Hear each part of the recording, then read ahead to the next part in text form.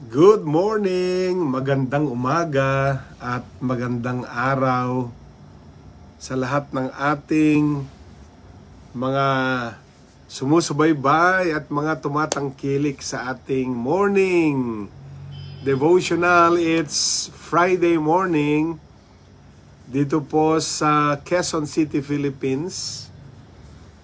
At ako po ay bumabati sa lahat ng ating mga followers, viewers from all over the world. All over the world kasi meron tayo mga sumusubaybay sa North America, sa Europe, sa South America, sa Central Africa, sa Middle East, at dito po sa Asia, lalo na po dito sa Pilipinas, sa Hong Kong, sa Macau, sa Singapore at Japan. At yung ating mga followers pong mga bago dyan po sa India. Sa may mga Filipino community rin pala dyan. So magandang umaga sa lahat. Alam ko pong isa na naman pong umaga ng pagpapala ang sa atin, syempre, dahil devotional uli, no? So, tapusin natin itong week na ito uli sa isang devotional, no? Salamat sa Panginoon. Samahan niyo po ako sa ating panimulang panalangin. Let us pray. O God in heaven, aming Ama, aming Diyos, maraming salamat sa araw na ito. Isa na naman pong pagpapala ang araw na ito sa amin. Yung paggising pa lang namin, pagpapala na po yun. At lahat pa ng mga inilaan mong mga pagpapala sa buong maghapon. At kung ano man ang kalagayan ay namin ng bawat sumusubaybay ngayon sa programang ito, ay ang dakila mong pagpapala ang aming inaasahan. Maraming salamat po. At sa inyong mapagpalang kamay, tinatagubilin namin itong broadcast ngayon. Nawa ang lahat ng naabot ng tinig na ito ngayon ay makakaranas ng pagpapala, at ang parehong pagpapala ay dumaloy din sa mga pamilya namin, sa mga mahal namin sa buhay. Nang araw na ito ay maging paborableng araw sa bawat isa. Itong aming dalangin sa pangalan mo, Jesus. Amen. And Amen. Sa ating Facebook Live, dito po sa ating Facebook page, Empower Global. Live po tayo ha, live po tayo. At kung hindi pa po kayo follower ng aking page, baka naman, no? Paki-follow naman para madagdagan naman yung ating mga followers. Ang goal ko po ngayon ay mag 19,000 man lang yung aking page, no? Ano kaya ang pakiramdam ng mga merong mga 3 million mga followers, no? Ako po merong almost 19,000 pa lang. Pero at least mga faithful followers po ito.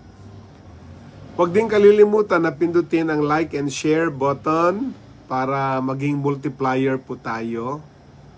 And also, yung ating pong comment section ay pwede po kayong mag-comment, no? Makipag-participate po kayo sa ating talakayan. Ang aking topic po ngayon ay pangalawa, no? Kasi kahapon ang simula. Pangalawa ito sa serye na bago patungkol sa faithfulness or katapatan. Kahapon po pinag-aralan natin yung the faithfulness of God. Napakaganda po, no?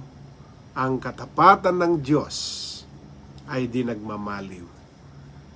10 topics po ito, kaya itong number 2 topic natin ay our call to be faithful stewards. Our call to be faithful stewards. Ang panawagan na maging tapat na tagapangasiwa. Ang panawagan na maging tapat na tagapamahala. So since meron tayong 118 Simulan natin. Magandang umaga sa lahat ng ating mga late tuners, mga kapamilya, mga kapatiran, mga kakilala. Yung iba nga sa 18,000 ko hindi ko pa nakikilala lahat, no? Ngayong araw po ay i-discuss ko po ang importanteng tema sa ating Christian life, no? Ang panawagan na maging tapat na tagapamahala. Our call to be faithful stewards. Base po sa 1 Corinthians 4:2. 1 Corinthians 4:2. Ito po ang sabi. Moreover, it is required of stewards that they be found faithful. So, yan pa lang na kuha na natin yung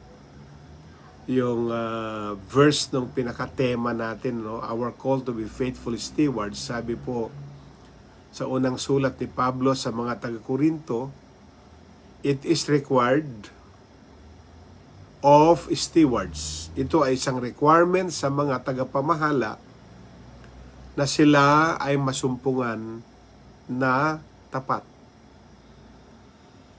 Kasi lahat po ng meron tayo, buhay natin, pamilya natin, trabaho natin, negosyo natin, mga anak natin, at kung ano pang mga ipinamahala sa atin ng Panginoon, lahat ng bagay na yan ay hindi atin, ipinamahala lang sa atin.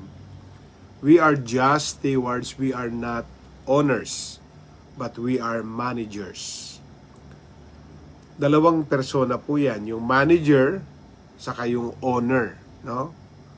Halimbawa sa isang food chain, let's say Jollibee. Meron pong may-ari ng franchise na yan. Pero sa store, dun mismo sa restaurant o sa fast food chain na yan, merong tagapamahala. At yung tagapamahala nagre-report sa may-ari, di ba? At ang inaasahan ng may-ari ay faithful na tagapamahala yung kanyang manager, no? Okay, so marami pa pong pwedeng parallel illustrations. As followers of Christ, we are entrusted with various gifts, resources, responsibilities. At bilang steward, ang ibig sabihin nun, we are managing what God has given us. Pinamamahalaan natin kung ano ang ibinigay sa atin ng Diyos sa paraan na magbibigay luwalhati sa kanyang pangalan. So, i-explore natin itong key aspect na ito ng stewardship na magpapaalala sa atin sa ating calling at sa ating responsibilidad. O, simulan natin sa first point. So, in the next 22 minutes, ito pong topic na itong aking ipapaliwanag. At ang unang punto, understanding stewardship. Kailangan maunawaan natin ang ibig sabihin ng to manage and yung bilang tagapamahala. Kasi minsan, akala kasi ng manager kanya na yung kanyang pinamamahalaan.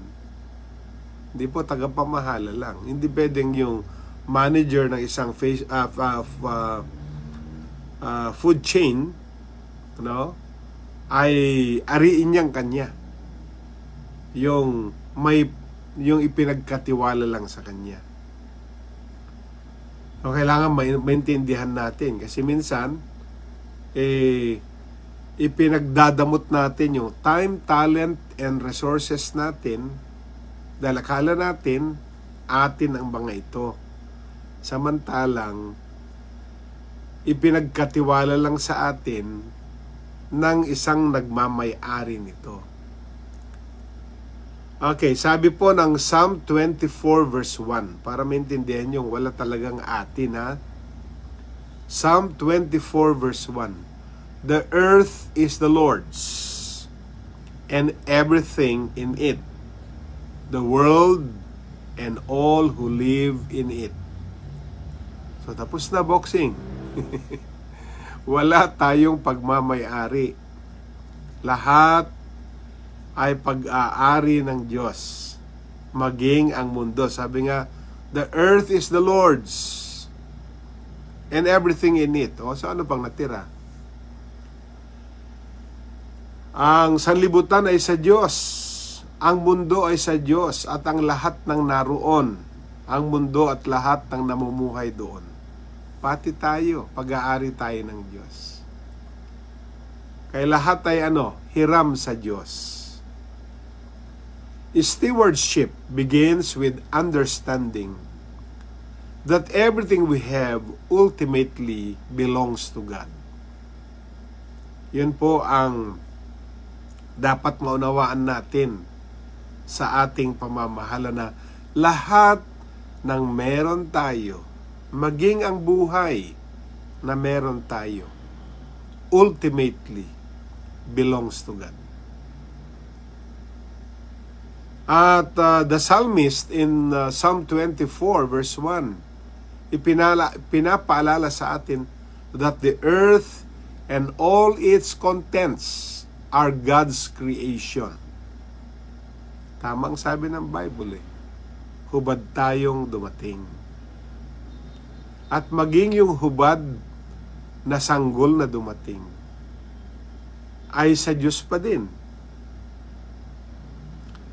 So our role as stewards is to manage His resources wisely and responsibly. Yan pong ating mga tungkulin, ang ating mga papel. Tayo tagapamahala ng lahat ng resources, kaya dapat pamahalaan natin ito ng mahusay, ng responsable, ng matalinong pamamahala. Itong ganitong pagkakaunawa, pag naunawaan natin kasi na tayo ay mga stewards lang, it will shift our perspective, no? From ownership to stewardship. We are not the owners. We are just the stewards. Magsishift ang ating perspective. Hindi pala akong may-ari. Ako lang pala yung tagapamahala. May nagmamay-ari ng isang ipinamahala lang sa atin. So recognizing that we are just caretakers of God's gifts, no? Na tayo ay mga, another word is caretaker sa lahat ng regalo ng Diyos. So kapag tinignan natin yung lahat ng possessions natin, bahay, lupa, kotse, anumang gamit, kung wala ka ng bahay, lupa, kotse, lahat ng meron ka, no? Lahat ng possessions mo, lahat ng oras mo, lahat ng talento mo ay sa Diyos. We become more intentional in how we use them. Diba? Nagiging intentional tayo kung paano natin ito gagamitin. Kasi naintindihan na natin na hindi pala akin ito. Gaano man karami o gaano man kakaunti yan, hindi pa rin sa iyo yan. Ibinigay lang sa iyo yan. Yung perspective na yan, it fosters gratitude. It fosters accountability in our stewardship. Kaya nagpapasalamat, Lord, salamat Panginoon. Sino ba ako para pinagkatiwalaan mo ng ganito? Kaya lang, siyempre, much is given, much is expected, di ba? So, mas maraming ipinagkatiwala sa iyo na pamamahalaan mo, mas malaki ang ine-expect sa iyo. So, siguro ang aking suggestion diyan sa point 1 natin, take some time to reflect on what you consider to be yours. Sa lahat ng meron ka, ano yung mga bagay-bagay na parang ikinonsider mo nang sa iyo? Na nahirapan ka ng ibahagi kasi inari mo nang sa iyo. Samantalang ikaw pala ay tagapamahala. Paano ka mag-shift sa mindset na makita ang mga possessions bilang regalo ng Diyos? No? Siguro i-consider mong isipin yung saan ba nanggagaling yung aking resources, yung aking time, talent, and treasure. At ipanalangin kung paano mo ito gagamitin na mapaglingkuran ng Diyos at iba, dahil dapat naman yung steward ay sa kanyang pamamahala, ginagamit niya yung kanyang time, talent, and treasure to serve God and to serve others. Okay, so let's go to point number 2. Pangalawang yugto po tayo sa ating pag-aaral.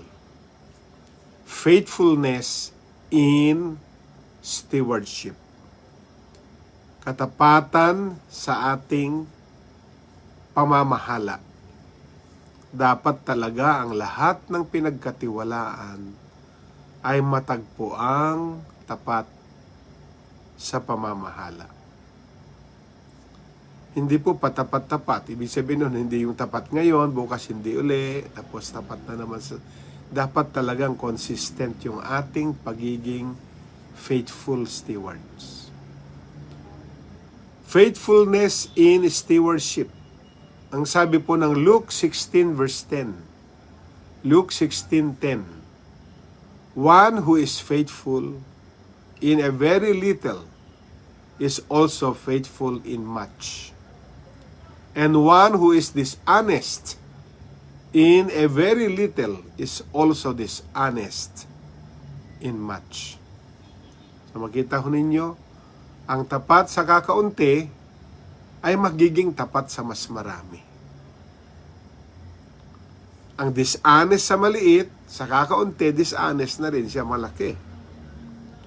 Diba? Kaya, paano tayo pagkakatiwalaan ng mas marami? Kapag tayo'y nagsimulang maging tapat sa kaunti. Kung kakaunti na ngayong tinanggap mo, hindi ka pa maayos o hindi ka pa tapat na tagapamahala, hindi ka na makakaasa na bibigyan ka ng mas maraming o mas malaking pamamahalaan. Diba? Tapat ka sa kaunti, malamang tapat ka sa marami. So simulan na natin maging tapat na steward habang konti pa lang yung binibigay sa atin, yung ipinamamahala sa atin. Kasi mahirapan tayong mamahala ng malaki o ng marami kung sa maliit pa lang, hirap na tayong mamahala. Okay po? So dito po sa Luke 16:10 na binasa natin, ang Panginoong Jesus, tinuruan niya tayo na maging tapat sa mga maliliit na bagay. Dahil ang pagiging tapat sa maliliit na bagay ay paghahanda sa isang mas dakilang responsibilidad. Ay yung iba gustong maging mapagkatiwalaan ng marami yung kaunti nga hindi napamamahalaan ng tama, ng mabuti. Diba? So yung pagiging tapat sa maliit ay preparasyon para sa mas malalaking responsibilidad. Ang ating mga daily choices, yung ating pag-handle ng mga maliliit na bagay, ay reflection ng ating commitment to being faithful stewards. Hinahanap ng Diyos sila, those who are dependable, yung maasahan sa mga ipinagkatiwala sa kanila, regardless of the size of the task. Alam mo yun maliit pa yung kanyang responsibilidad, pero reliable, dependable, talagang performing. Ang sarap bigyan ng mas malaking responsibilidad, di ba?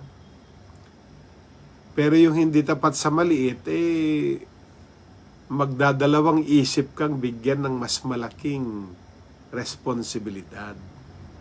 Kasi hindi niya napatunayan. Kaya yung mga nag-e-expect mo ng malalaking responsibilidad, patunayan nyo muna sa maliliit. Sa maliit nga, hindi kayo responsible. Sa maliit nga, hindi nyo naman napuprove na faithful kayo. Hindi pwedeng sabihin na, siguro mas faithful na ako. Siguro faithful ako, pastor, pagka mas malaki na yung pinagkatiwala. Kasi masyado maliit to Wala ito Siguro pag mas malaki yung ibigay na responsibilidad, diyan na makikita yung aking pagiging responsible. Hindi po. Patunayan mo muna sa maliit. No? Pag hindi ka faithful sa maliit, huwag ka nang umasa, kapatid. Dahil alam na, di ba? Tayo nga mismo nadadala tayo pag merong unfaithful na kasama, pag merong irresponsible na kasama tayo. Pag hindi na nag-function sa maliit na bagay, sabihin mo na, hindi ko muna pagkakatiwalaan ng mas malaki yan.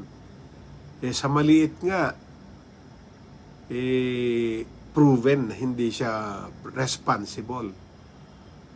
Kasi pag pinagkatiwalaan mo pa ng mas malaki yan, suicide yan. Ibig sabihin nun, lalong hindi niya magagampanan. Maliit nga Kaya sa maliliit pa lang ang mga ipinagkatiwala sa inyo, time, talent, and resources, o anumang mga responsibilidad, patunayan yung tapat kayo.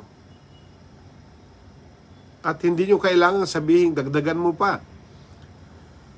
Dahil pag nakita ng tunay na may-ari na tapat tayo sa kaunti, kusang bibigyan ka ng mas marami pang pamamahalaan. Yung tapat na manager sa isang outlet, bibigyan pa siya ng another outlet, no? Ng food chain until siya na ang overall general manager, di ba? Pero yung mga general manager, nag-start din yan na nasa rank and file until nakita ng may-ari na, pwede to kasi maliit pa yung kanyang responsibilidad, may pinapatunayan na siya. Faithfulness is not just about managing resources, but also about integrity and honesty in our actions. Integrity and honesty. Yung pagtupad mo ay natural sa iyo. Hindi yung kaya mo lang ginagawa because you are aiming for more. Hindi, kusang darating yon. When we are faithful in our stewardship, we become trustworthy and can be entrusted with more significant responsibilities in God's kingdom. So maaari sigurong i-identify natin yung mga areas ng buhay natin na pwede tayong mag-practice ng greater faithfulness, no? This could be in our finances. Ikaw ba ay faithful steward sa iyong mga finances?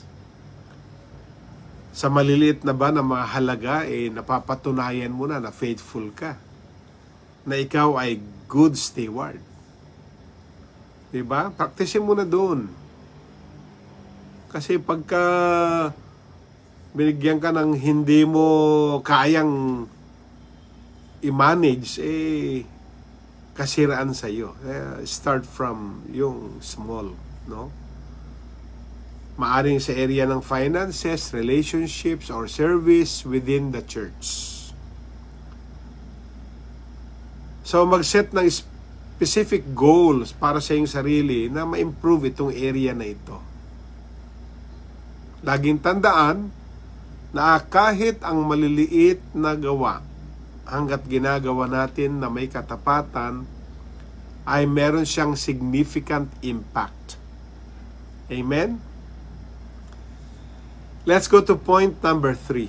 The purpose of stewardship. The purpose of stewardship. Ang layunin ng pagiging tagapamahala. Sa 1 Peter 4:10, 1 Peter 4:10, ito pong sinasabi. As each has received a gift, use it to serve one another as good stewards of God's varied grace. Okay, so 1 Peter 4:10 po yan. Bawat isa nakatanggap ng regalo, gamitin para maglingkod sa iba bilang mabuting tagapamahala sa anumang ipinagkatiwala ng Diyos sa pamamagitan ng kanyang grasya. The purpose of stewardship is not just for our benefit, but for the benefit of others. Kaya nga, pinagkatiwala lang sa iyo, hindi para sa iyo, kundi para magbenepisyo ang iba sa ipinagkatiwala sa iyo. Binigyan tayo ng regalo, binigyan tayo ng resources or finances to serve one another and to build up the body of Christ. Kapag tinignan natin ang stewardship sa lente o sa pamamagitan ng lente ng paglilingkod, ma-realize po natin, mga kapatid, na ang ating role is to reflect God's grace in the world. Sa paggamit ng mga regalo sa atin para makapaglingkod sa iba, na-fulfill natin yung calling natin as stewards at nakakapag-contribute tayo sa advancement ng kingdom ng Diyos. Our stewardship becomes a testimony to God's love. Becomes a testimony to God's grace in action. So isipin natin yung mga gifts, talents, and resources na ating mga tinanggap. Paano natin ito magagamit to serve others in our faith community or in our church? Amen?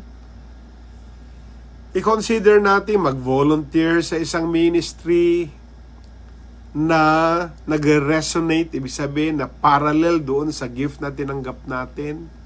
Maaring yan ay sa teaching, hospitality, or helping those in need. Maghanap ng oportunidad na maging pagpapala sa iba.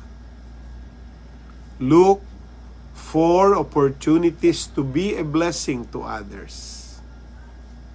Marami pong paraan na tayo ay maging pagpapala sa iba. Sayang naman po ang buhay kung walang nakikinabang sa atin. Diba? Hindi ka nabubuhay. Sabi nga, walang sino mang nabubuhay para sa sarili lamang. Diba? Yun yung kanta, diba? Walang sino mang nabubuhay para sa sarili lamang. So in conclusion, our call to be faithful stewards is a vital aspect of our Christian life.